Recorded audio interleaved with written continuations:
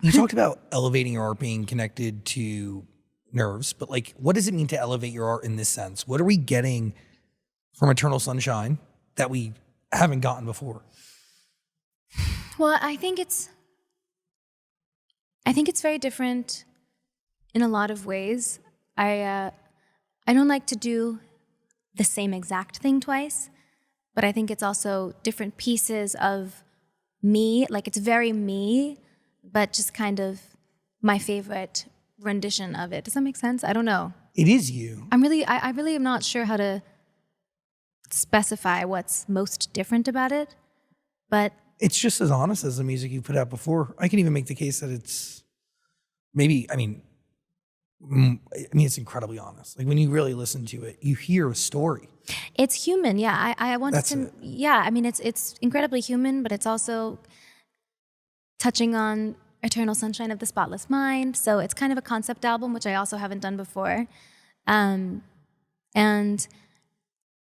that's also kind of why I don't want to put out a second single before the album, because I would like for it to be heard in one piece. It's a story of transition and growth. It's a story of love and growth and also loss and addressing. I mean, you address the most. I mean, you talk about the most. But it's all cloaked in this. I do, but also it says everything and nothing at the same time. 100%. It's very vague and very specific, but all at once. But these songs are pouring out of you because there's so much emotion and so many experiences fueling it. It was definitely the most emotional writing process, for sure. Does it come naturally, or do these lyrics need to be refined over and over again? Like, what is the writing process? So I definitely did several passes at all of the songs just to kind of be protective, because I wrote them when I was very emotional, some of them, and then some of them were more, there are bops that are more fun, but actually even some of the bops I cried writing. but I think like the thing that was beautiful about it was when I was writing, it was with no intention for the world to hear it. I was just kind of like, let's just go. Let's see what comes out.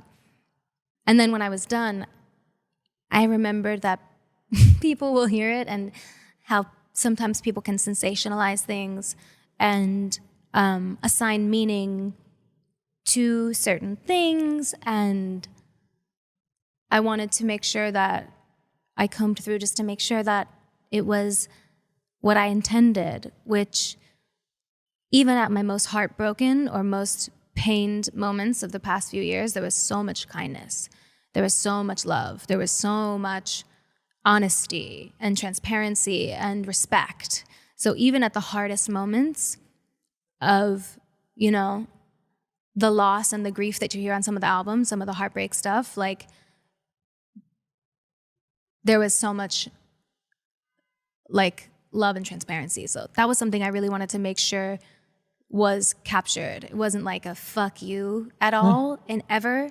Even like track number 2, I tried to make sure it was kind and giving credit for trying and for the goodness that there was.